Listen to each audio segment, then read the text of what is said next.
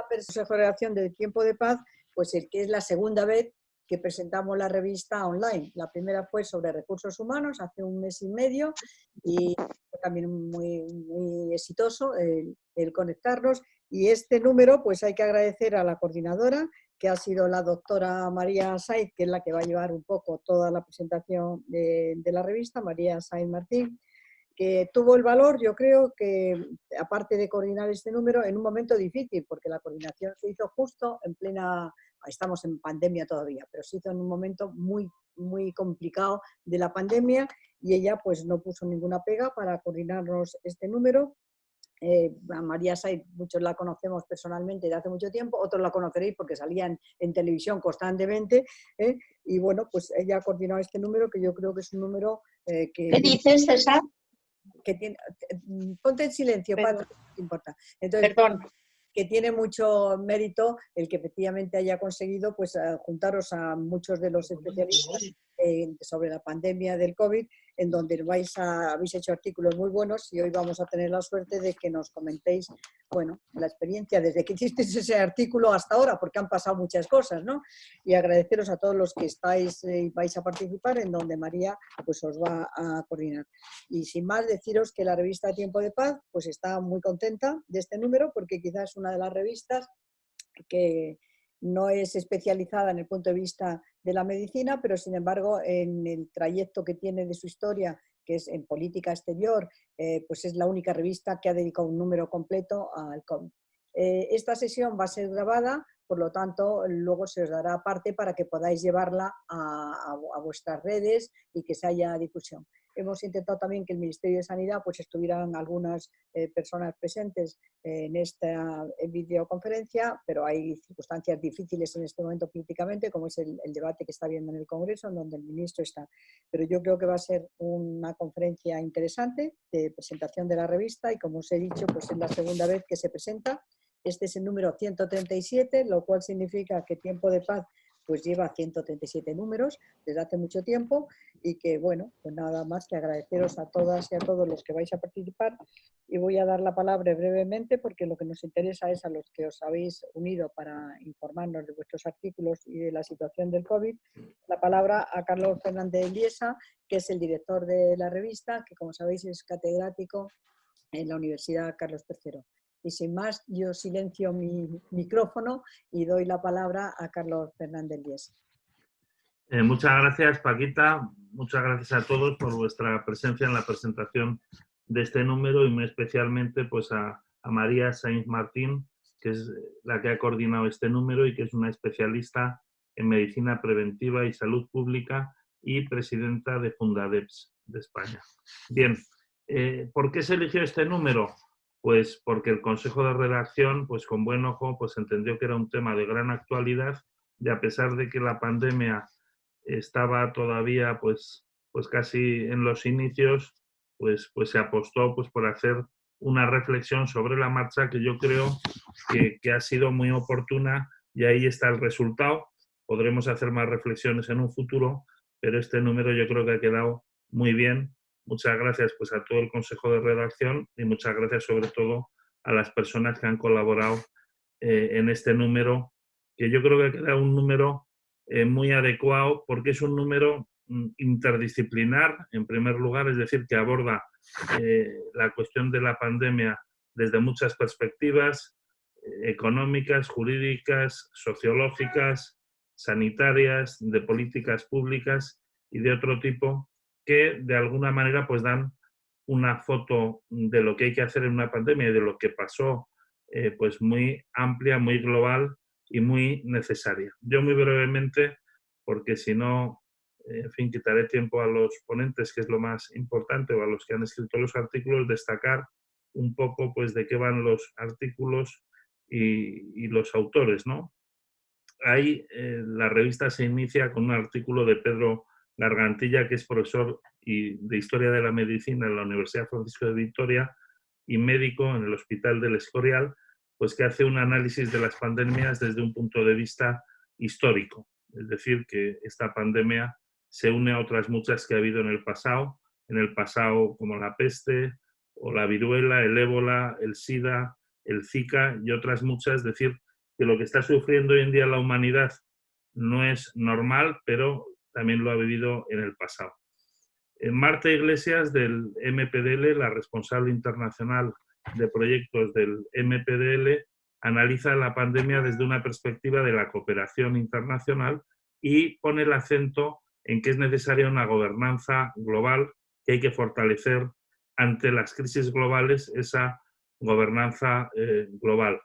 Otros autores, como Alberto Infante, del Instituto Carlos III, también inciden en sus reflexiones sobre la necesidad de mejorar esa gobernanza colectiva global, de fortalecer el multilateralismo, la Organización Mundial de la Salud, o también de fortalecer de alguna manera la gobernanza, pudiéramos decir, nacional, el Sistema Nacional de Salud, el Sistema Nacional de Servicios Sociales, la medicina preventiva, las políticas de salud pública. En este sentido, pues, por ejemplo, destacaría las ponencias de la propia coordinadora, de María Sainz Martín, o de Patrocinio de las Heras, pues, la cual es autora de un libro sobre trabajo social y servicios sociales muy reciente y que también aborda la pandemia desde esta perspectiva. O, por ejemplo, la necesidad de fortalecer, pues, las residencias de mayores, como hace otro artículo del presidente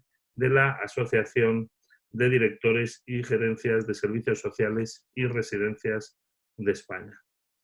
También hay otras aproximaciones a la pandemia desde perspectivas políticas, económicas y sociales. En este sentido, por ejemplo, Jorge Alcaide, que es director de la revista Esquire, pues hace un análisis sistémico amplio de la pandemia, teniendo en cuenta un poco cómo esta pandemia pues, ha afectado a los medios de comunicación, a las libertades, a la política, a la salud y a la economía. Es decir, es un análisis muy global de las diferentes maneras en que se ha visto afectada.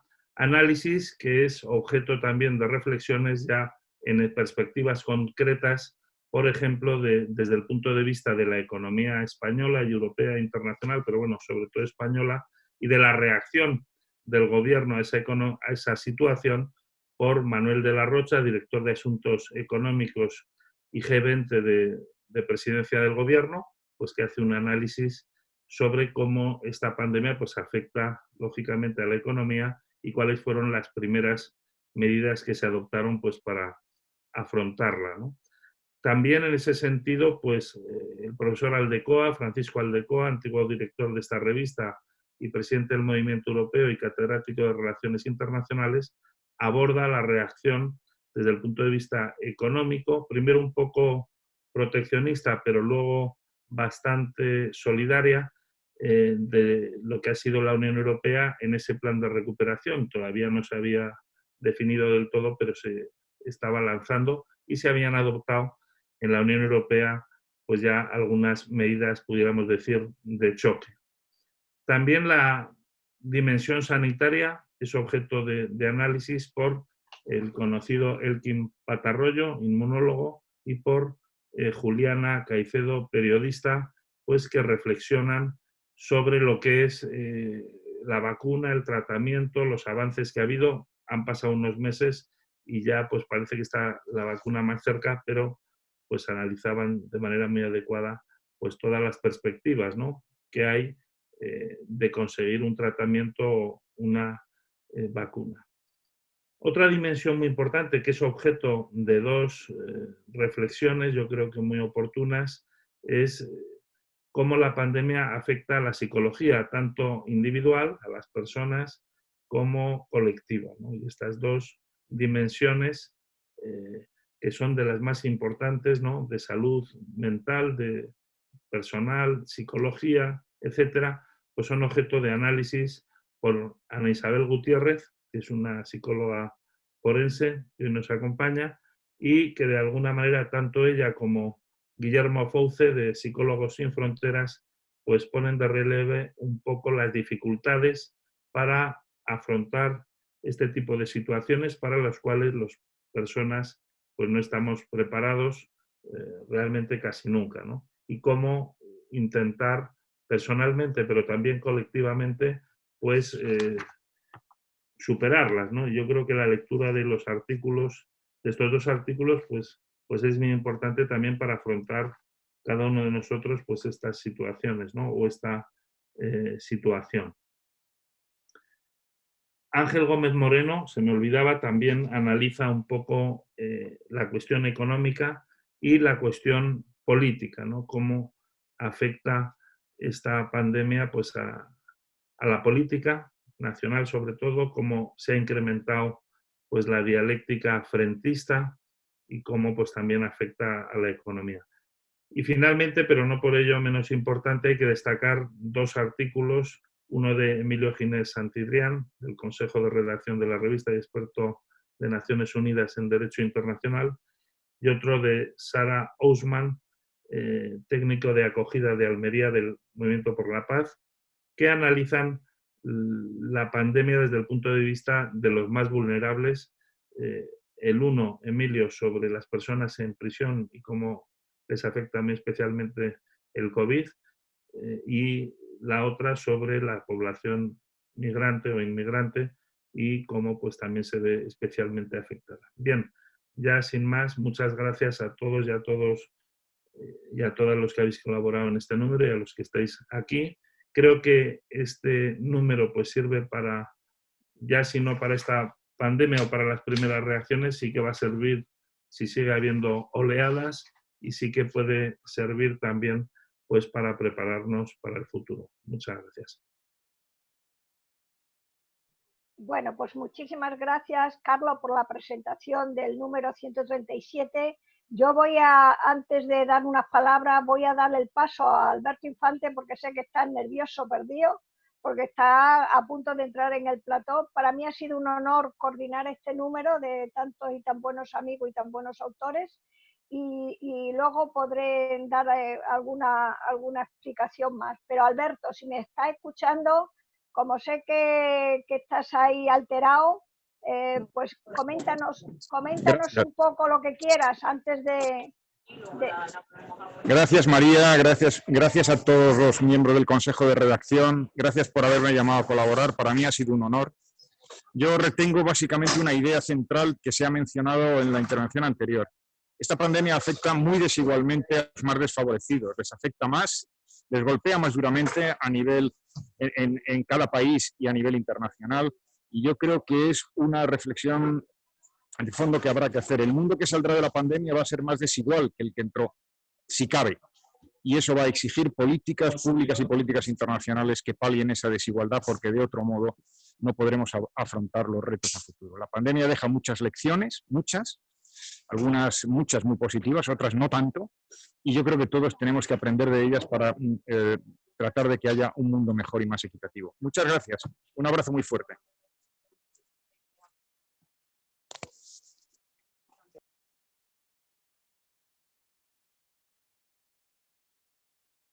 Es verdad. Que físicamente podemos ahora estar en distintos sitios y en cambio telemáticamente conectarnos con el mundo. Esa es la bonanza de las nuevas tecnologías. Bien, para mí ha sido un honor y quiero agradecer a mi amiga Paquita Sauquillo y por supuesto también a otra gran amiga que nos pergueñaron el ánimo para coordinar el número, Ana María Ruiz Tagle, o sea que entre amigas han dado el juego, como podríamos decir. Y afortunadamente una revista de la Solera que tiene Tiempo de Paz, pues poder coordinar el número 37, a pesar de que era en la época de la primera oleada de la pandemia, pues para mí fue un honor y una gran oportunidad. Por lo tanto, muy agradecida, Paquita. Carlos, también quiero agradecerte que además has hecho una presentación maravillosa de nuestro número y que lo que realmente nos interesa ahora es que hablen los autores, que tenemos la suerte de contar con ellos en esta breve presentación y sobre todo animar a los lectores y a las lectores que nos puedan escuchar o que nos puedan ver en un momento determinado cuando estemos en diferido y grabado esta presentación. Por lo tanto, creo que los articulistas que están presentes tienen tiempo, o sea, no tienen la prisa casi pegada al tiempo como nos pasaba con Alberto Infante y que por eso he hecho este lapsus. Pero ahora, si os parece, vamos a ir un poco en el orden de la invitación que todos hemos recibido precisamente de MPDL, de los números de Tiempo de Paz, y le voy a dar la palabra, Guillermo, como lo tuyo es algo que es súper emocionante y sé que nos puede saltar la emoción demasiado, porque yo cada vez que te veo me entran unas ganas irresistibles de abrazarte, amigo mío, desde hace tantos años. Así que, si no te importa, te voy a dejar para atrás, sabiendo que tienes el tiempo, porque yo lo tenía aquí anotado para darte la palabra inmediatamente. Por lo tanto, si os parece, le voy a dar la palabra a una gran amiga de estos amores que vas encontrando por la vida y que fue precisamente un flechazo a través de la televisión. Y es precisamente mi amiga Ana María Isabel Gutiérrez. ¿Por qué? Porque es interesante saber y conocer, y tener la oportunidad de conocer una psicóloga forense. La palabra forense entra en mi genética, porque mi padre era médico forense, y cuando yo oigo la palabra forense digo, a ver, ¿por dónde respira? Afortunadamente, Ana Isabel es una gran profesional y una mujer muy comprometida. Y por eso cuando le pedí que participara, no solamente no se negó, sino que ha hecho un artículo bellísimo. A mí me gustaría que en unos 5, 6, 7 minutos, pero luego para una segunda tanda, resáltanos, ponnos como el aperitivo para poder leer tu artículo, anímanos a esa lectura y dinos las cosas que tú crees que hemos vivido en esta primera pandemia desde tu perspectiva profesional. Bueno, primeramente déjame dar las gracias porque para mí es un auténtico honor estar aquí. O sea, tú me has empezado a lanzar flores y a mí se me salían los ojos de las órbitas pensando que yo hace 20 años, cuando conocí a Paca Sauquillo, que ya a lo mejor no lo recuerda, pero para mí era una referencia en el mundo de los trastornos alimentarios, que era donde estaba yo entonces. Yo soy clínica, además de forense, por eso también tengo una perspectiva muy del análisis de los cuadros y de las enfermedades mentales más allá de lo que es la lesionología. Entonces eso, para mí es un honor estar aquí. Os agradezco muchísimo la invitación y espero que contéis conmigo para cualquier convocatoria a partir de ahora. A ver, me has pedido que os plantee qué es lo que nos encontramos cuando empezó esto. Evidentemente, nadie de los que estamos aquí nos habíamos enfrentado a una pandemia. Sí, nos habíamos enfrentado a epidemias. Yo soy cooperante en África y, como sabéis, allí de forma recurrente nos encontramos distintos tipos de epidemias y tenemos que reaccionar. Pero no a una pandemia con estas características. Entonces, en un primer momento, todo eran estimaciones. Desconocíamos la capacidad traumatógena de lo que nos está ocurriendo. ¿Por qué? Porque a pesar de que sabíamos que era una enfermedad infectocontagiosa, bien, pero desconocíamos el tiempo que íbamos a tener que convivir con ella, desconocíamos la potencialidad para matar en aquel momento, con lo cual desconocíamos el miedo que la gente iba a tener. Y el miedo y la incertidumbre han sido las dos emociones que nos han guiado a lo largo de un tiempo que ya se nos hace muy difícil de sobrellevar. Estamos hablando de que llevamos 9 meses de pandemia y el trauma no es solamente el hecho de que tú recibas un impacto, es el tiempo que tienes que soportarlo, porque la resistencia no es infinita. O sea, cuando hablamos de vulnerabilidades en la persona, cuando vemos los distintos perfiles de la gente, hay gente que puede ser muy resistente, pero no lo es eternamente. Entonces, es un factor que seguimos en estos momentos viendo cómo va impactando sobre las personas. Por otro lado, nos encontramos que tenemos una situación en el momento actual, en nuestro presente, que ya tenemos un pasado de la pandemia a la espalda, un pasado difícil, en algunos casos doloroso, en algunos casos con un planteamiento de experiencias muy duras a la espalda, pero nos encontramos también un futuro muy duro desde el punto de vista de que va a coexistir la pandemia con la crisis económica. Claro, esto nos pinta un panorama para toda la población en común, en el cual nos van a aparecer muchísimos cuadros, desde cuadros subclínicos con cierta bueno, pues con cierto impacto sobre las personas, hasta enfermedades muy graves, incluso, como os explicaré más adelante, hasta casos de invalidez total en sanitarios que han trabajado durante la COVID, que es una de las casuísticas que en un primer momento yo creo que nadie se esperaba, excepto los forenses que trabajamos con ello, ¿no? Bien, en todo esto tenemos que reseñar una cosa. La salud mental es la gran olvidada de la sanidad. Ya lo era antes de la pandemia y en estos momentos es mucho más evidente ante lo que nos encontramos, no solo los casos ocasionados por la pandemia COVID, sino todos aquellos casos que no se les ha hecho el seguimiento del tratamiento durante la pandemia, con lo cual se nos han descompensado un montón de trastornos mentales, de enfermedades y de problemas. Nosotros estamos hablando de que tenemos nuestra propia ola como clínicos, ahora no hablo como forense, tenemos nuestra propia ola COVID, que es la que en estos momentos nos ha caído encima y que va a durar muchos años si no empezamos a tomar medidas de precaución, no empezamos a fomentar la conducta prosocial entre la sociedad, si no empezamos a hacer un soporte, una red de soporte propiamente de la sociedad, no solo desde los sanitarios. Y bueno, yo creo que me he excedido los 5 minutos, ¿no, María? ¿Me he excedido? ¿No tienes el micrófono? Que María. vas bien, Vale. Ana, 5 minutillos más, venga. Vale, es que iba muy rápido porque intento transmitiros un poco todo lo que he querido contar en el artículo. He querido contar pues que nosotros diferenciamos 4 grupos de afectados, pero esos grupos no son grupos estancos. Cualquier persona puede pertenecer al menos a 3 de ellos.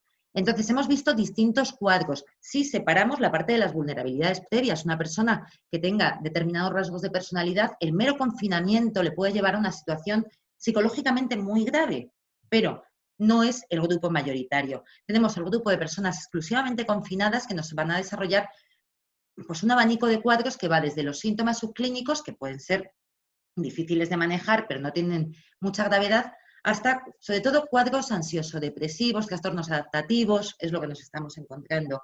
El segundo grupo, estamos hablando de personas infectadas por el COVID.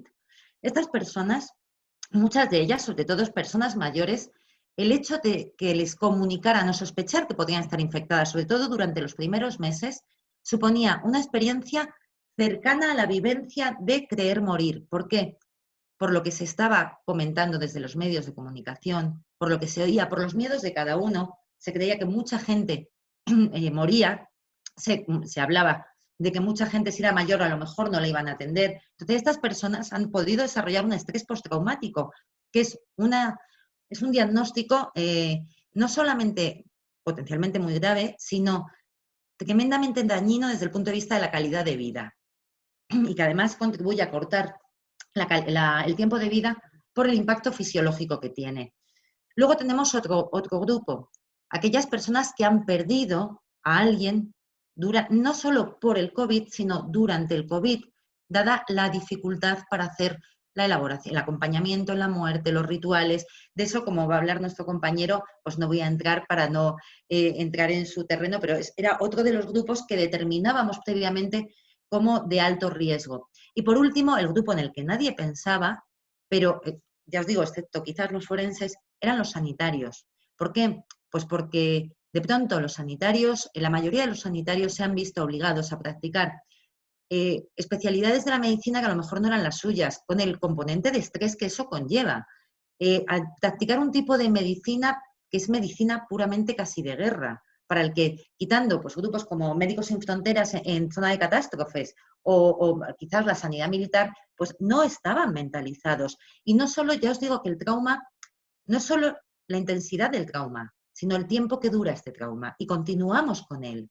Estos profesionales sanitarios, y perdonadme que haya dicho solo médicos, pero médicos, enfermería, celadores, auxiliares, personal de las funerarias, todos ellos llevan sufriendo síntomas casi desde el principio. Nosotros, los psicólogos, en el primer momento se dispusieron a intentar ayudar como pudieran y se canalizó una vía de respuesta a profesionales sanitarios. Desde el primer momento empezamos a recibir consultas por síntomas que presentaban los profesionales sanitarios, sobre todo insomnio problemas de apetito, la habilidad emocional, una sintomatología desde el primer momento y siguen a día de hoy. Y todavía se va a exigir que continúen hasta el final.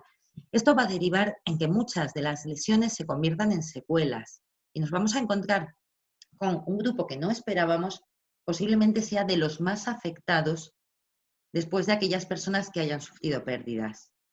Entonces, uno de los focos importantes de atención está el cuidar a los sanitarios, porque si nos quedamos sin ellos, ¿cómo vamos a afrontar lo que nos queda por delante? Y sobre todo las olas que vendrán cuando acabe la pandemia, porque tenemos otras olas esperando, entre ellas la nuestra propia, la de la enfermedad mental. Y muchas gracias. Muy bien, Ana Isabel. Yo creo que a continuación la visión de esta pandemia desde los aspectos sociales, los sociosanitarios, tenemos aquí una gran maestra que es Patrocinio de las Heras. Patro, creo que me estás escuchando bien, ¿verdad? Y además te vemos perfectamente. Pues dale al abierto del micro y danos tu versión de estos desafíos y los retos del sistema. Muy bien. ¿Se me oye? ¿Se me oye? ¿Sí? ¿Alguien que me diga sí, por favor, para ver si oigo yo? Sí, te oímos perfectamente. Gracias. Bueno, pues en principio yo creo que todos y todas tenemos que hacer un gran reconocimiento a quienes desde la sociedad han ofertado toda su solidaridad. En servicios sociales esto ha sido fundamental. O sea, hemos visto que todo tipo de organizaciones ciudadanas han llamado a los servicios sociales para colaborar desde los niveles de relación más directa. Quizá este reconocimiento, además y principalmente, a todos los servicios esenciales, especialmente en sanidad, en alimentación, en servicios sociales, en todo lo que han sido servicios esenciales. Y los que han tenido una labor presencial, que han sufrido los riesgos y han mantenido toda la solidaridad y todo el compromiso con todos los afectados.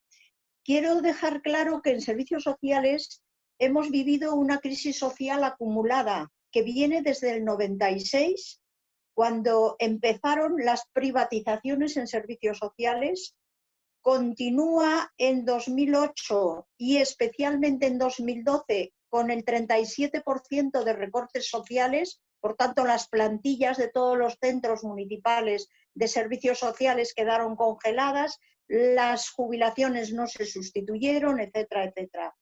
Y finalmente, con el colapso existente en los servicios sociales, se suma una demanda exponencial en el ámbito de todas las atenciones que en el domicilio los servicios sociales hacen a todas las personas, además de las que están en centros residenciales. Decir que muchos ayuntamientos de España, especialmente Madrid, han mantenido cerrados los centros de servicios sociales, siendo declarados por el gobierno servicios esenciales. Esto ha sido un gran drama y ha dado lugar a las colas del hambre. Las colas del hambre han actuado en esos lugares donde los centros de servicios sociales estaban cerrados por la vía de la solidaridad ciudadana, especialmente de las organizaciones históricas con los bancos de alimentos, pero especialmente las nuevas movilizaciones que han hecho las asociaciones vecinales, a quienes hacemos nuestro gran reconocimiento. ¿Qué se ha detectado desde servicios sociales a lo largo de esta situación? En el punto culmen de la pandemia. Primero, y lo más grave, la necesidad de alimentos y la falta de habilitación de los ayuntamientos para garantizar una prestación que es esencial y que hay que poner en activo ya y de inmediato en aquellos ayuntamientos que no se haya hecho. Son las ayudas de emergencia individualizadas no periódicas, que actúan rápidamente con decisión de la alcaldía y con un único requisito, que es el informe social del trabajador social de referencia de los centros de servicios sociales municipales. Esto tarda una semana, como mucho lo más largo, porque puede realizarse, como lo han hecho muchos ayuntamientos, en 48 horas. Sin embargo, al no estar activadas con urgencia los ingresos del mínimo vital, todavía hoy en día muchísimas personas no lo perciben. Y no ha habido reacción rápida en las instituciones para poner en marcha estas ayudas de emergencia que en 24 horas o 48 horas y máximo una semana pueden dar solución y eliminar las colas del hambre. Esto quiero que quede como mensaje porque no se ha tenido en cuenta el potencial de este sistema de los servicios sociales y bastaba con hacer una declaración de emergencia que ya la había hecho el gobierno, ratificada por el Pleno del Ayuntamiento. El otro gran problema, la acogida de niños que los padres estaban en servicios esenciales presenciales, los dos a la vez, y los abuelos sin poder moverse, siendo los que asistían a los nietos mientras los padres trabajaban. En esta situación no cabía esa alternativa. Este ha sido un gravísimo problema. La mayoría de niños no han podido acudir ni a los padres, ni a familiares, ni a los propios abuelos, quienes les atendían con regularidad. Por eso esta es otra de las medidas, igual que la anterior, que señalamos para un plan de emergencia que hay que poner con toda agilidad y sin que exista ningún otro procedimiento que el dictamen social del trabajador social de referencia. Otro gran problema, los mayores en residencias que no fueron admitidos en los hospitales ni en las UCIs para ser tratados como derecho de dignidad individualizado y de ciudadanía que tenemos todos al sistema de salud. Este es un grave problema que no puede volver a repetirse y que desde los servicios sociales reclamamos independientemente de que reconocemos que el Ministerio de Salud hizo una declaración que remitió a todas las comunidades autónomas para que no se discriminara por edad. Los servicios sociales son testigos y dan fe de que se discriminó por edad, pero se discriminó sin diagnóstico previo que certificara que no era necesario el ingreso. Otro grave problema ha sido el problema de las víctimas de la violencia de género. En sus domicilios han tenido que convivir con los maltratadores. Este problema ha supuesto que si ya había un déficit de casas de acogida de tratamiento integral, durante la pandemia el déficit se ha disparado. Otra de las medidas de emergencia imprescindibles para poner en marcha. Podríamos señalar muchas más, pero quiero señalar algo que es fundamental. Las personas sin hogar que dormían en las calles, con forma normalizada, fueron asumiendo los ayuntamientos sus alojamientos alternativos con mucha rapidez. Pero ¿qué ocurrió? En el momento en que empezó la desescalada, se les sacó de los centros de alojamiento de urgencia y volvieron a la calle. Y no había un plan de emergencia para darles cobertura, siendo como muchos de ellos estaban con el virus. Y una última cuestión, los fallecidos por la pandemia sin que se hubiese habilitado un plan de emergencia psicosocial para poder permitir el acceso de al menos un solo familiar para poder acompañar su despedida. Se pueden añadir muchos más problemas, pero termino con la brecha digital. Todos los accesos a cualquier recurso público de seguridad social, de empleo, de sanidad, a cualquier recurso público donde los servicios de registro en la función pública, donde se requería alguna presencia permanente para poder ser atendidos, estaban cerrados y se exigía el sistema electrónico. hemos detectado como uno de los graves problemas ha sido la brecha digital. Los servicios sociales no podían dar citas debido al colapso que tenían, como mínimo entre un mes, 2 meses y en casos 3 meses. Sin embargo, las personas que carecían de recursos informáticos y electrónicos para poder presentar sus solicitudes no pudieron hacerlo. Esto señalo estas cuestiones porque desde Servicios Sociales se ha entendido con claridad. Además de un plan de recuperación, es necesario un plan de emergencia y las medidas que señalo en el texto de la ponencia son todas muy concretas, relacionadas con ese factor, que es todos los problemas que se han detectado a lo largo de la pandemia, que son todos problemas de emergencia social.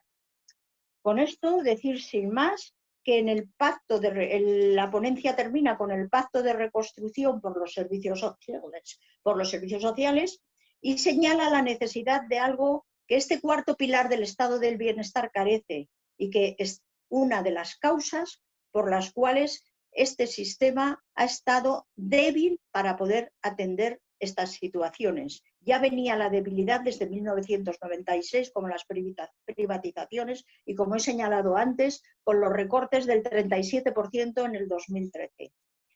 La situación requiere una ley estatal general básica que reconozca como derecho de ciudadanía el catálogo de prestaciones de servicios sociales. Eso es fundamental. Y a su vez, la inclusión social que acompaña el ingreso mínimo vital requiere también un protocolo de coordinación interinstitucional entre administraciones y también entre ministerios, porque la inclusión social no puede ser una acción de una sola parte de un ministerio, de un solo sistema, ni de una ayuda económica exclusiva. La inclusión social requiere un proceso de inclusión laboral, inserción social, inclusión educativa, inclusión sanitaria, etc. Y finalmente, lo que nos ha demostrado la campaña es que la pandemia es que existe una fuerte solidaridad ciudadana y que requiere que también, al igual que se tiene muy en cuenta la participación social en el diálogo social de las fuerzas sociales históricas, sindicatos y empresarios, hay que incorporar al diálogo social a todas las estructuras profesionales de los 4 pilares del estado del bienestar y a todas las organizaciones sociales de acción social, de acción de defensa de la salud, de defensa de la educación, para que realmente podamos combinar las sinergias de lo público y de la solidaridad social. Muchas gracias. Muchísimas gracias, Patro. Me encanta verte con tanta pasión como desde que te conozco desde hace más de 30 años. Como siempre. Es una gozada y además dando unas líneas maestras que yo, cuando he coordinado todo el tema del área social del Colegio de Médicos y las trabajadoras sociales que me acompañaban, te tenían como referente y no es de extrañar. Y para nosotros es un orgullo que te tengamos por tanta sabiduría y experiencia. Bien, yo creo que es muy importante también que ahora nos dé la perspectiva del tema de los derechos y más en los centros de reclusión, que en su artículo muy bien nos lo presenta Emilio. Emilio Ginés, te doy la palabra para que expongas también tus ideas maestras que has volcado en tu artículo. Bueno, muchísimas gracias, María, y muchísimas gracias a todos por estar hoy acompañándonos entre todos en unos momentos, la verdad, que siguen siendo muy complicados. Hablabais de la virtualidad de la revista, de la vigencia de la revista. Desgraciadamente, creo que la revista va a estar vigente todavía por mucho tiempo, pues porque todo lo que se trata, desgraciadamente, es de mucha actualidad e incluso hasta podríamos añadir un poco peor con respecto al tema que yo he afrontado. En los 70, que es un poco el enfoque del derecho y sobre todo en los más desvalidos, que son los privados de libertad con la pandemia. en los 75 años de existencia de Naciones Unidas no había habido una crisis tan enorme como una crisis de este tamaño que afecta prácticamente a toda la humanidad, ¿no? Entonces eso hay que tenerlo en cuenta porque las respuestas a la crisis, a la pandemia, deben ser unas crisis, unas respuestas que deberían venir, yo pienso, deberían haber venido en muchos casos de la mano de la OMS y de la Asamblea General de Naciones Unidas. Lo hemos, mis compañeros y colegas que trabajan en diferentes partes del mundo, vamos viendo que los problemas se repiten, que hay una falta de coordinación en las respuestas. Y centrándonos en el tema ya un poco, luego volvemos a ese tema, en el tema penitenciario, pues, ¿qué queréis que os diga? Antes de ayer estuve en contacto, estamos en contacto permanente los compañeros. Anteayer estuve con una conferencia que tuvimos con la República Dominicana. Estos días atrás he tenido una conferencia con Brasil y otra con Colombia, muy preocupados, pues porque me imagino que seguiréis, os llegará por la prensa, que en este momento hay un recrudecimiento de la violencia sobre todo contra los defensores de derechos humanos por parte de los paramilitares, del gobierno, en una palabra. Y realmente hay una crisis profundísima de derechos humanos que se agudiza con el coronavirus, que se agudiza por el aislamiento, porque este aislamiento favorece, desgraciadamente, cosas quizá buenas, como exponía Ana Isabel, tiene quizá algún aspecto positivo, pero yo veo no solamente en España, sino sobre todo, y como os decía, en Latinoamérica, unas verdaderas burradas que se están cometiendo, ¿no? Por supuesto que en el sistema penitenciario son los más desvalidos, o sea, prácticamente no cuentan, o sea, no hay ninguna prisión, creo, de Latinoamérica, incluso creo que en España también, donde en España quizá no manejo tanto los datos, pero en Latinoamérica, porque yo estoy en el área latinoamericana, y no hay una sola prisión donde no haya un sinnúmero de casos de coronavirus, de contagios, y que se transmiten a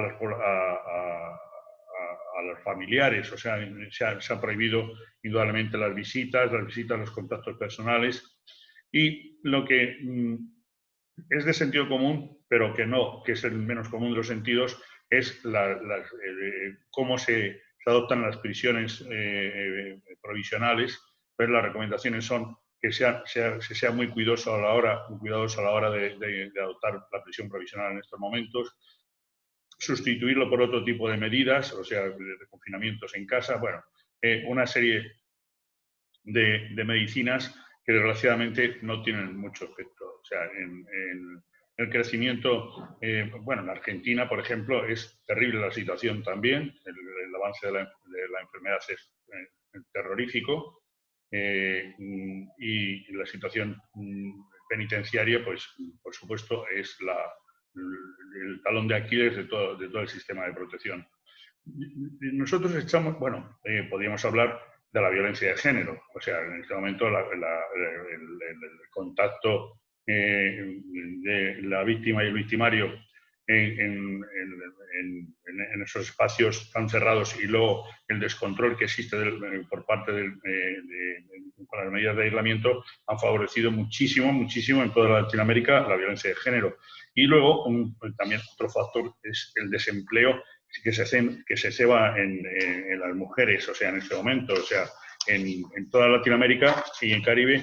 En este momento la OIT nos dice que hay más de 126 millones de mujeres sin trabajo, o sea, con lo cual eso es otra lacra, que añade este coronavirus. Y si vamos tocando aspectos sociales de la vida, yo creo que en España también, y yo estoy un poco centrado en Latinoamérica, veríamos por supuesto, en el área sanitaria. Bueno, en el área sanitaria, el otro día me comentaban un conocido de Ecuador, donde yo tengo familia, por una asistencia mínima, casi muy elemental, $16.000 le había costado. ¿Quién puede pagar esas barbaridades? O sea, en países, bueno, ni en España tampoco, pero en esos países latinoamericanos donde no existe la seguridad social, el sistema que tenemos nosotros de seguridad social, que con todas las imperfecciones, pues bendita seguridad social, ¿no? Veíamos que va a ser muy difícil acabar con la pandemia y acabar con las desigualdades que está generando. O sea, es una verdadera barbaridad. Y desde luego en el aspecto del derecho, pues hay una serie de injusticias que se reproducen sistemáticamente, como os decía, en todos los países de Latinoamérica. Es muy difícil, prácticamente imposible encontrar un país, igual que en Europa sí que tenemos países donde la epidemia se está afrontando de una forma diferente. Los países nórdicos, como veis, o sea, pues tienen una respuesta distinta. En América no. Y curiosamente, también trabajamos en África. África, en general, también se manejan menos datos, pero es curioso que en África, pues quizá porque ya han estado sufriendo esas epidemias, como hablaba anteriormente, como hablaba Ana Isabel, ya históricas, ¿no? del dengue, de la malaria y tal, pero hay como una especie de mayor protección que en América y que en Europa y que en España.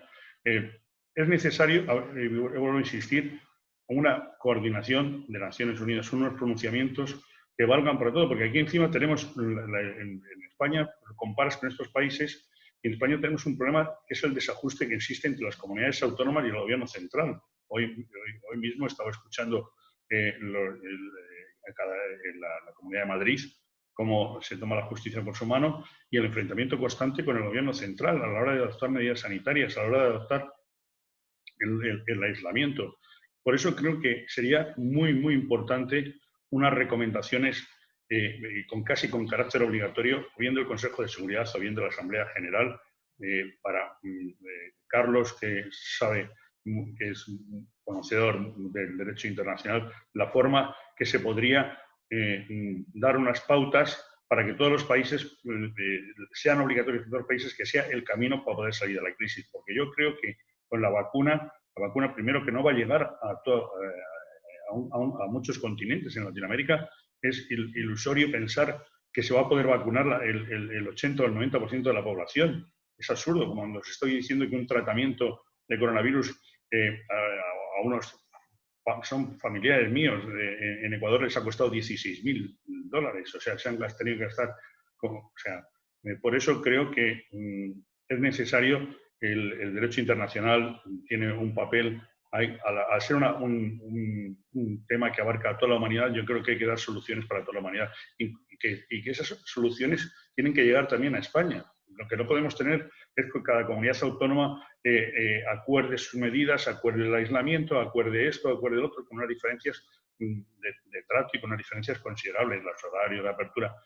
Creo que es necesario y quisiera que Carlos me corrigiera el adoptar una resolución que sea con carácter obligatorio, porque la OMS está ahí, pero no he oído todavía a ninguna comunidad autónoma, o muy pocas, en la Comunidad de Madrid, de hablar de las recomendaciones de la OMS. O sea, y entonces esto es la guerra de Pancho Villa, ¿no? Cada uno va por su lado y así va a ser muy difícil.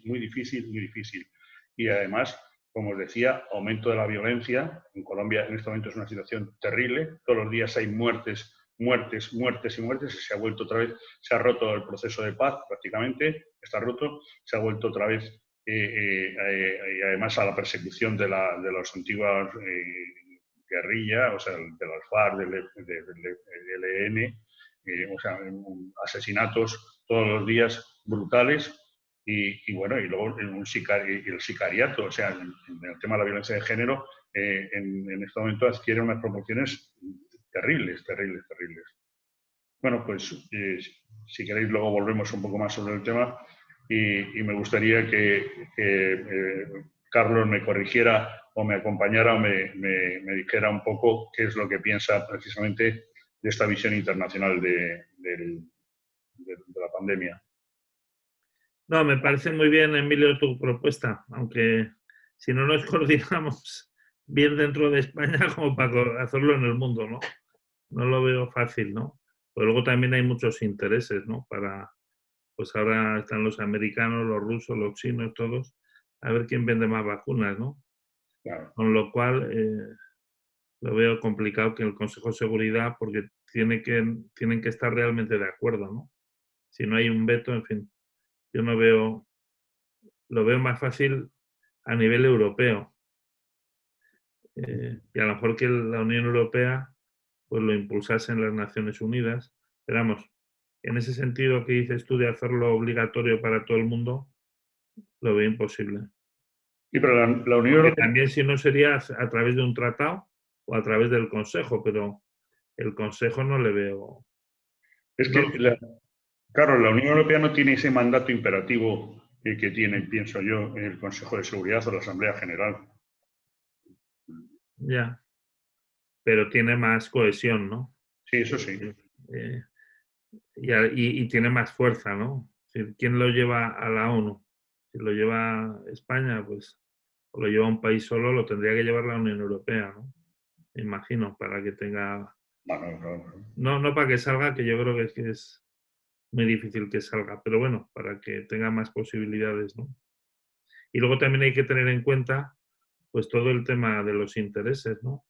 Ahora los estados me imagino que van a defender, pues, cada uno su tratamiento, su vacuna, su estrategia, tanto en cuanto a esto como en general económica. Así que también... Por eso yo te decía que la revista va a tener enorme vigencia. O sea, no sé lo que se escribe desde el aspecto forense, psicológico, económico y de derechos fundamentales, de derechos humanos, o sea, la quiebra de los derechos humanos va a seguir, desgraciadamente, porque no se ve todavía, estamos todavía en el túnel, como el túnel ese de Ernesto Sábato, ¿no? En el túnel sin salida, ¿no? O sea, no, están vendiéndonos el tema de la vacuna, pero lo que tú dices, las vacunas, hay unas guerras entre laboratorios y al final pues todo va a ser comercio y yo no sé si ahí está la salida, ¿no?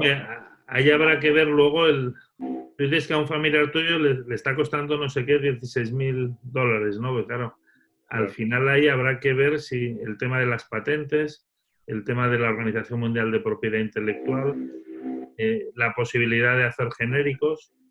Yo me imagino que las grandes marcas, pues eso igual lo facilitan. Tampoco van a estar muriéndose en todo el mundo y ellos vendiendo. Entonces, bueno, harán cuentas para que les salga rentable, pero bueno, habrá que ir viendo. Pero bueno, eso estará ahí en la gestión de esto también, ¿no? Si me permites, Emilio, un pequeño comentario. En la reunión del G20 que se celebró el fin de semana pasado, de las pocas cosas positivas, ha habido un acuerdo por el que los 20 países más económicamente potentes del mundo han acordado, han pactado que habrá también vacunación en los países africanos y de América Latina, o sea que la vacunación será universal.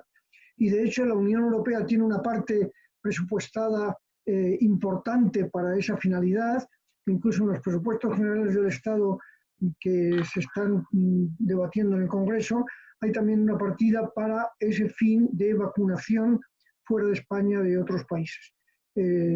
Probablemente es insuficiente, pero hay signos de que hay una voluntad de ir extendiendo la vacunación a todo el mundo. Bueno, yo doy las gracias a Emilio toda la exposición que ha hecho y desde luego la entrada de Manuel de la Rocha, mi alcalde de Fuenlabrada, ha sido también un detallazo. Vamos a continuar y luego ya podemos dar coloquio ante las preguntas y sugerencias que han surgido. Yo solamente decir que hay un lema de la Organización Mundial de la Salud que es súper interesante, y en el cual además en mi artículo me he basado para que todos los aspectos de medicina preventiva y salud pública se puedan mantener y desarrollar, porque es verdad que este número de la revista va a durar mucho tiempo, aparte que se han tocado temas generales, líneas maestras, para poder de nuevo reflexionar. La parte de la medicina preventiva, que desde luego en España los pocos que somos especialistas en medicina preventiva y salud pública, desgraciadamente esta pandemia nos ha puesto en primera línea en todos los sentidos, no solamente en las intervenciones dentro de los hospitales, que lo hemos estado haciendo sistemáticamente para evitar las infecciones nosocomiales, sino la entrada directa por ser una pandemia de salud comunitaria. Quiero decir que lo tenemos en la sociedad y en nosotros mismos, y tal como nos vayamos moviendo, somos potencialmente portadores del virus. Y lo que está clarísimo es que esta pandemia nos ha puesto un examen altísimo a todos los países y a todos los continentes. Probablemente muchos lo estén suspendiendo y otros estamos intentando flotar, y es verdad que cuando hablamos de pandemia no podemos solamente ver un país o un continente, sino el planeta, lo que es todo el ecosistema. Bien, yo quiero darle la palabra también a un gran amigo, a Guillermo, que está dentro de los invitados, para que nos presente toda la perspectiva y todas las vivencias, porque claro, cuando recordamos desde la salud pública, medicina preventiva, la maravillosa y dificultosa definición de la salud humana como experiencia de salud física, la psíquica y la social, hemos podido ir abordando todos esos aspectos. Pero hay una que está clarísima, que ahora en la segunda oleada y la tercera que venga, todos los aspectos psicológicos y sociales son clave. Los físicos, que son los que nos dedicamos los médicos y las médicas, pues el cuerpo teórico lo tenemos claro, y parece que es la punta del iceberg donde se centran los países en la economía, pero el sostenimiento del deseo de vida de los seres humanos es mucho más profundo, y por lo tanto la parte psicológica y social es clave para que deseemos seguir peleando y luchando por la vida. Bueno, Guillermo, tienes la palabra. Bueno, muchísimas gracias, María. Es un lujo y un placer estar también aquí hoy con todos vosotros y con los amigos que hay aquí, con Carlos, con Vicente, con Paquita, con María, por supuesto, que ya son muchos años, y hablando de la muerte, además, ¿no? Con Enar, con Patro, en fin. Bueno, yo empecé esta pandemia, hoy hubiese escrito otra cosa distinta en el artículo, porque es verdad que han pasado cosas, ¿no? Mi relación con el virus, voy a mezclar entre lo profesional y lo personal, obviamente, por la situación, ¿no? Está siendo especialmente complicada, ¿no? Así que desde la experiencia personal, yo empecé el virus, como todos, sorprendido de su dimensión, con la Fundación con Psicología Sin Fronteras, como hicimos en el 11M y en otras situaciones, empezando a atender a gente que evidentemente despuntaba con serios problemas, y luego de pronto el virus me golpeó directamente, ¿no? Fallecieron mis dos padres en la primera ola. Después de 3 semanas de ingreso mi padre, 3 semanas de ingreso mi madre, con 1 semana de diferencia. Decía también, por contextualizaros, que probablemente escribiría una cosa diferente, porque yo estoy ahora recuperándome del COVID, también con bastante virulencia. Estuve 21 días en UCI, más cerca de la muerte que de la vida, y realmente creo que hay que decirlo así, con esa contundencia, y teniendo ahora una nueva vida, en realidad. Una nueva vida a disfrutar y a vivir, ¿no? Entubado, sin capacidad de saber qué te estaba ocurriendo hasta que 3 días antes te despiertan.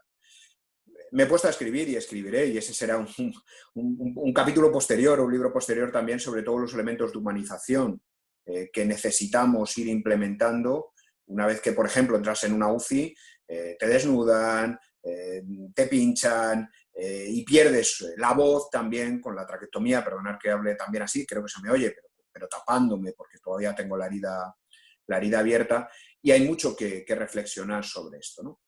Pero por lanzarme a lo que aparece en el artículo, invitándoos a escribirlo y también a preguntar, bueno, yo lo que intenté también es, desde lo que a veces trabajamos con las personas a las que acompañamos en situación de duelo, decían antes las personas afectadas, bueno, yo viví el confinamiento, 45 días de positivo después, he sido infectado, he tenido las pérdidas y además soy sanitario, porque los psicólogos somos también sanitarios, así que tenemos todas las papeletas o todas las cuestiones, ¿no? Bueno, yo lo que hice y lo que he intentado hacer también es visibilizar cómo enfrentar desde mi propia experiencia una situación como esta. Lo primero que tengo que decir o que diría es que el duelo no es una enfermedad, es algo a lo que todos vamos a tener o con los que todos vamos a tener que convivir y enfrentarnos, porque la muerte es de las pocas evidencias que tenemos en nuestras vidas, perdonarme la conexión, es decir, todos vamos a morir y todos nos vamos a encontrar con la muerte. Ojalá pensásemos también algo más en la muerte y en cómo queremos enfrentar esa muerte. No siendo una enfermedad, es un proceso complicado que no tiene fases establecidas, ya no trabajamos por fases, sino que tiene picos. Y pasas desde la ira hasta la negación o saber o pensar que cómo esto te puede estar pasando, hasta la tristeza o hasta los recuerdos que te invaden. Bueno, muy brevemente, algunas de las cosas que yo he intentado hacer en esta despedida sin abrazos, porque los protocolos también cambiaron del primer COVID a la segunda. Yo no pude despedirme de mis padres, no pude ni verles, no pude ni ir a verles. Ahora permiten alguna visita con determinadas medidas, obviamente, de seguridad, pero es sumamente duro no poder despedirte, no poder ver a quien se está yendo, enterrar dos personas, que fue como a mí me tocó enterrar, tanto a mi padre como a mi madre. Cuando esto ocurre, no puedes hacer el velatorio, no puedes hacer el rito de despedida. Yo utilicé algún recurso, como por ejemplo escribirles una carta de despedida. Una carta de despedida que además hice pública en las redes sociales porque no había ese rito, ese velatorio tampoco, ¿no? Y una carta, por cierto, con una foto en positivo. Mi padre y yo éramos muy del Atleti, por cierto, he recordado mucho el Atleti, perdona a los que no lo sean, porque también en UCI tienes delirios, al estar con mucha medicación, ¿no? Y uno de los delirios han tenido que ver también con esto de partido a partido o de coraje y corazón, ¿no? Bueno, pues una foto con mi padre en la última celebración del Atleti, pensando en cosas en positivo y pensando en lo que te deja. Y una carta de despedida. Y una carta luego de despedida también cuando lamentablemente también mi madre fallece. Eso mismo lo he hecho también con mis hijos. Esto lo cuento en el artículo y cuento por qué hacemos estas cosas, ¿no? Mis hijos pequeños se han despedido de sus abuelos como tenían que hacerlo en un primer momento, es decir, porque no había posibilidades de verles, ni de darles un abrazo, ni de decirles aquello que nos quedaba por decir, por carta. Y después sí, claro, hemos ido a ver la tumba, a encontrarse con ellos y han hablado con los abuelos y mantienen ese recuerdo, ¿no? Bueno, el duelo y la muerte, vivimos en sociedades sumamente tanatofóbicas que huyen de pensar en estas cosas y también creo que eso nos lleva a que no seamos preventivos ni a que no tengamos una buena preparación de respuesta ante esto, y es uno de los déficits que probablemente tenemos. Además de esa nueva ola de trastornos o de dificultades en salud mental, un poco también por lo que decía Ana Isabel, y termino, porque está durando mucho tiempo y además hay cargas añadidas. Está la carga social de perder el trabajo, de no tener posibilidad de salir hacia adelante, de las secuelas. Este virus deja secuelas importantes y este virus es real. Y a veces, igual que hay reacciones de solidaridad, como decía Patro, también hay reacciones de insolidaridad que hay que combatir, visibilizando los efectos, visibilizando qué significa todo esto. Bueno, muchísimas gracias por darme la oportunidad tanto de escribir como de compartir estos momentos. Volveremos a escribir sobre también la humanización, el virus y lo que significa, y a vuestra disposición invitaros, por supuesto, a leer lo que está escrito, que lo hicimos con muchísimo cariño, yo en mi caso incluso hasta terapéuticamente con cariño, porque fue volcar muchas de las emociones y de las cuestiones que me han pasado, como digo, en primerísima persona. Muchísimas gracias, Guillermo. Yo creo que si hubiéramos tenido la posibilidad de Jorge Alcalde, pues os hubiera encantado la parte de la comunicación y cómo en verdad la infodemia se apodera a veces entre medias verdades y muchas mentiras a introducir el miedo, la insolidaridad, el escape y la agresividad que produce muchísimos grupos, gentes, de una manera individual y grupal, ir en contra de una realidad. La realidad es que tenemos una pandemia, que es un virus, que vamos todos de una manera u otra estar contagiados, pero desgraciadamente algunas personas se enferman, los más vulnerables, pero también la gente joven enferma y desgraciadamente ya tenemos una contabilidad de fallecidos enorme, disparatada en la primera ola. Esperemos que la segunda, en la que nos venga, seguir controlando esta situación para que no haya más, porque esto realmente se han utilizado incluso algunas palabras excesivamente beligerantes, muy de guerra. Yo creo que hay que intentar volver a todo el lenguaje relacionado con lo que es la salud, lo que es la enfermedad, pero también la salud y la enfermedad de los pueblos, porque ha sido realmente un examen general a toda, no digo a España y sus comunidades autónomas, sino a Europa y al mundo entero, porque incluso aunque fuéramos nosotros una burbuja, mientras el resto del mundo esté afectado, todos vamos a estar afectados. Ha habido varias reflexiones y preguntas que yo creo que es muy interesante que podamos conversar, porque he podido ver, por ejemplo, que Ana, haces algún comentario, alguna pregunta, ¿no? Pues comenta lo que tú crees. Sí, es que no me callo ni debajo del agua, María. ¿Sabes qué pasa? Según ibais hablando se me ocurrían preguntas, dudas. Entonces, me gustaría empezar por Patco, porque en Francia una cosa que aplaudimos, no os lo he comentado, yo soy la psicóloga forense de la Asociación Clara Campoamor. Una cosa que aplaudimos mucho fue que Francia de forma temprana habilitara hoteles para refugiar a las víctimas de violencia de género sin casi ningún trámite, como casas de acogida protegidos esos hoteles por la policía. Y nos pareció una idea estupenda y lo que no sé es por qué no se hizo en España cuando era como relativamente fácil y había hoteles dispuestos a colaborar. Patro, ¿quieres comentar algo? Abre el grifo, abre el micrófono.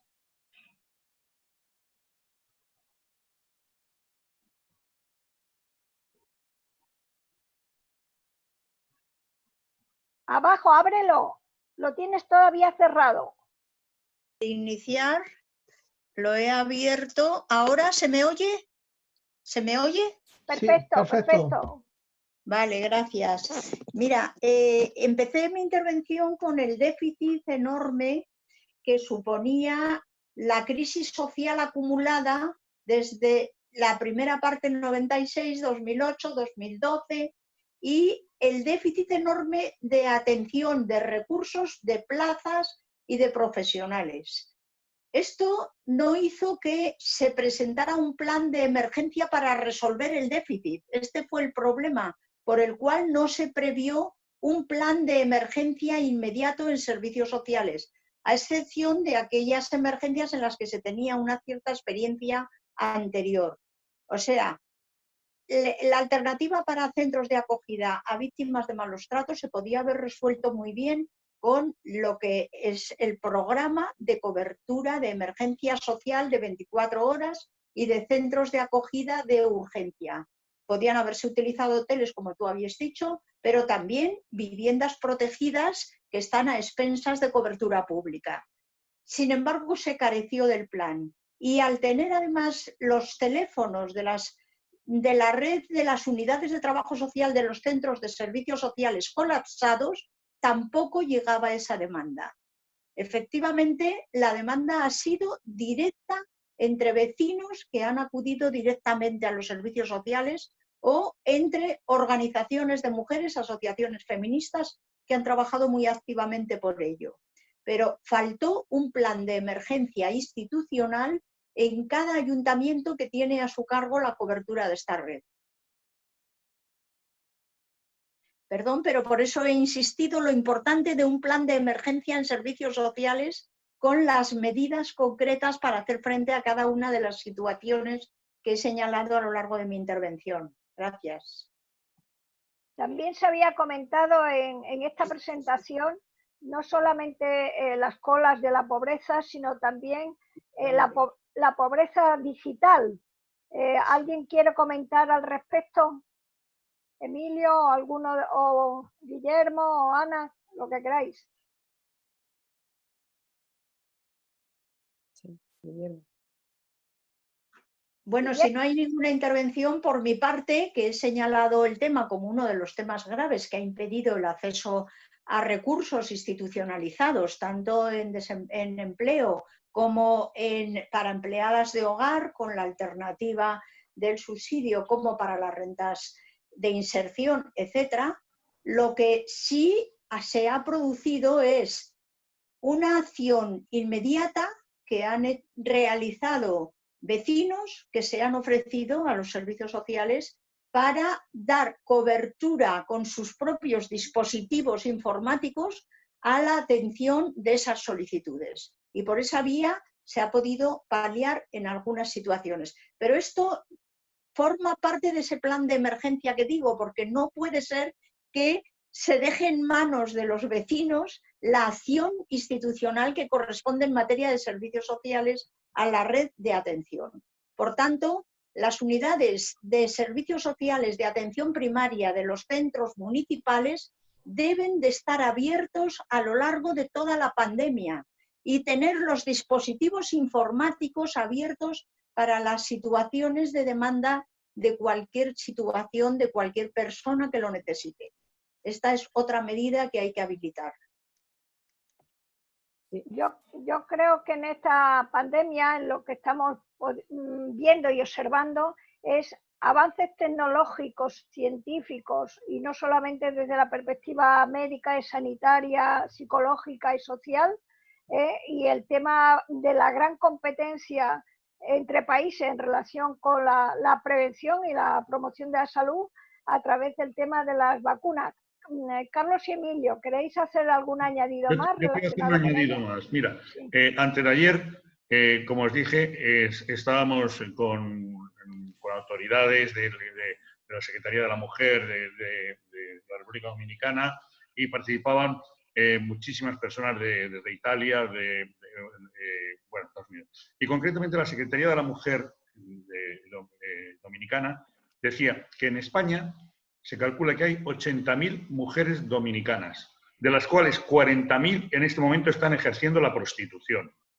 Y el número de mujeres que ejercen la prostitución en este momento dominicanas en España está increciendo, precisamente porque no hay trabajo. No hay trabajo. El trabajo que antes se hacía asistencial o en bares, en cafeterías, en este momento no se puede olvidar el gran número de desempleados que hay y los que va a haber. Y concretamente este sector es un sector muy vulnerable, muy vulnerable. Muchos de ellas incluso no tienen papeles, o sea, lo que se llaman los papeles, no tienen la residencia, y la salida en este momento es la prostitución, porque la prostitución se sigue ejerciendo en España a pesar del confinamiento.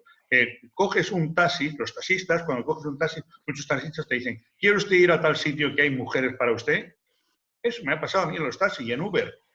O sea, con lo cual es... La situación de los derechos fundamentales en este momento, con la pandemia, están en quiebra, en quiebra. Y, como os decía, el número de la revista va a seguir muy vigente, porque no se está mejorando, sino que se están aumentando las situaciones. Y no hay que mirar a Latinoamérica, sino que hay que mirar a nuestro país. En este momento, la violencia de género ha aumentado en nuestro país, en este momento el desempleo ha aumentado en nuestro país, la sanidad ha aumentado en nuestro país. Y, Paquita, sí, ahora te dejo. Pero bueno, que tengamos presente esto, que tengamos esto presente. Nada más. O sea, porque me llamó muchísimo, fue como un revulsivo cuando la secretaria de la Mujer de la República Dominicana me decía, mire usted, en España las mujeres dominicanas están subvaloradas. Nada más. No, yo, María, quería plantearte que, claro, hay muchos temas, pero aquí estamos centrándonos un poco en la situación de la pandemia. Entonces, a mí me ha impresionado, aunque había leído su artículo, el de Guillermo Fause, pero sí que me parece que para esta segunda oleada en donde teníamos que haber aprendido mucho de la primera, ¿no? Y haber preparado algunas de las cosas que se han dicho ya aquí por parte de vosotros, por parte de Patro y por parte de todos, para que esta segunda oleada no ocurriera lo mismo, ¿no? Y no digamos nada, que hay que prepararnos si es que hay una tercera oleada o esto no se quita tan fácilmente, ¿no? Entonces me ha impresionado mucho la intervención de Guillermo Fauce, porque claro, de su artículo, que lo leí, ya me impresionó, y del seguimiento que he hecho mientras ha estado internado, que la verdad es que me impresionó mucho, y ahora las palabras que ha dicho. Entonces sí que creo que es verdad que en la pandemia hay que prepararse para evitarla, o sea, prevenir que la lucha contra el virus, que a lo mejor no se puede conseguir nada más que con medidas preventivas, como es eso, la mascarilla, las manos, en fin, lo que han estado diciendo todo el tiempo. Segundo, el tema de la vacuna, pero verdaderamente cuando ocurre ya un duelo, o sea, una muerte de una persona, pues eso sí lo podemos prever, o sea, prever qué medidas. Es verdad que ahora están diciendo que puede acudir un familiar, ¿no? Porque claro, la persona que se marcha, esa persona necesita marcharse tranquila y no marcharse pensando que o la familia no se ocupa de ella o en fin, o con una zozobra, ¿no? Entonces a mí me parecen muy interesantes las cosas que nos ha planteado Guillermo Fauce personalmente, porque las ha vivido, con lo cual, claro, a veces mucho la vivencia personal pues te hace cambiar tu esquema, ¿no? De cómo tienes que tratar cuando hay una enfermedad. Por eso yo conocí a Ana Isabel en un momento trágico también mío, y entonces te afecta mucho. Entonces yo creo que habría que prevenir y había que exigir a nuestras autoridades, a nuestras comunidades autónomas y al gobierno una cierta coordinación para una serie de cosas que podemos prever, económicas, como ha planteado, y sociales, como ha planteado Patro, otras más personales, diríamos, como es el duelo. Y bueno, la verdad es que me ha gustado mucho todas las intervenciones. Quería decir algo, ¿puede ser? Sí, claro. Yo también, luego, María. La verdad es que ha sido un placer escucharos y quería felicitaros a todos y a los que habéis coordinado. María, brillante la revista, Teresa, y me ha interesado, claro, especialmente la intervención de Patro, ¿no? Que creo que ha sido muy clara, muy contundente, muy pedagógica. Hay una cuestión, ¿no?, que estaría en dónde está la vacuna social para que en la próxima epidemia, que seguro que no habrá y todos queremos que no exista, pues lo que no tienen que existir son colas del hambre. Tenemos que tener ciudadanos protegidos, que no tengan que perder su dignidad en una cola, que no tengan que ser estigmatizados. Y hay dos cosas muy claras y muy sencillas, ¿no? Decía Patro, pues las ayudas estas individualizadas, ¿no?, las prestaciones inmediatas. Por parte de los ayuntamientos, añado, porque es la administración más próxima, y ahora voy a aclarar. Y hay otra cuestión fundamental, que también es otra vacuna, que sería el ingreso mínimo vital, ¿no?, que le hemos conseguido in extremis, llevábamos muchísimos años, ¿no?, los que nos dedicamos a los servicios sociales, reivindicando esta prestación económica fundamental para atender la pobreza de este país, toda la pobreza, la infantil, la energética, la otra, todas. El ingreso mínimo vital es importantísimo, ¿no?, para que esa brecha de desigualdad no siga creciendo y creciendo y para que esa pobreza no se convierta en exclusión. Yo creo que esto nos queda claro de estos meses tan terribles que nos ha tocado vivir, ¿no? Pero hay una administración dando un salto, pero que hace juego con lo que estoy diciendo, que desde los servicios sociales yo creo que se ha ido de rositas, que son las administraciones autonómicas, sobre todo la más próxima, que es la que yo conozco, ¿no? Cuando vemos las necesidades y la vulnerabilidad, la vemos desde la administración local. Y yo aquí quiero hacer un homenaje a muchas administraciones locales, a muchos ayuntamientos que han dicho: aquí, en esta ciudad, en este pueblo, nadie va a tener problemas de alimentación, nadie va a tener sin cubrir ninguna necesidad esencial que desde este ayuntamiento se pueda hacer, ¿no? Sin embargo, si me permitís, no he visto ningún gesto de la administración autonómica, que es la que tiene todas las competencias, ¿no?, sobre estas necesidades básicas de los ciudadanos y de las ciudadanas, en concreto de Madrid, donde he visto colas del hambre, no he visto críticas a la administración autonómica, como si hubieran ocurrido, perdonar, en algún otro sistema, ¿no? Que también, cuando ha ocurrido en otro sistema de sanidad, de educación, ha habido quejas. Pues yo quiero quejarme también a la administración autonómica por haber abandonado a los más vulnerables. Y Gracias. esto quería matizar. Gracias, No sé si Lucila. ¿Tienes razón o no? Sí, sí, claro que la tienes. Yo creo que hemos tocado, y lo bueno que tiene este número, la perspectiva tan amplia que se tiene que ver, visualizar, atender, hacernos reflexionar y poner todas las medidas que podamos, no solamente las partes físicas y preventivas y sanitarias, sino todas las consecuencias que una pandemia como crisis sanitaria, pero con todas las crisis que van de sumatorio, poder atender adecuadamente, porque el examen es general, es un examen a la vida humana, individual y en colectividad. Ahí está el kit de la cuestión fundamental de esta pandemia. A mí me gustaría ya dar la palabra, porque creo que además nos hemos mantenido los invitados durante mucho tiempo y las personas que han participado, agradecerlo enormemente y animarles a la lectura del número, porque es verdad que va a continuar siendo novedoso durante muchísimo tiempo. Darle la palabra a Guillermo y luego ya a los protagonistas del movimiento, que es Paquita, y a Carlos como director de la revista. Guillermo, tienes la palabra. Sí, muy brevemente. Mira, yo una de las cosas que más recuerdo y de las que más me quedo es a una enfermera dándote la mano mientras que estás tumbado. Y explicándote qué te está pasando, aunque tú no tengas la palabra, o esa recuperación de la mirada, ¿no? Esto nos falta mucho por avanzar. Y la segunda cosa que me gustaría aportar es también, en una sociedad a veces muy insolidaria, el reconstruir los lazos de lucha contra la soledad y de solidaridad.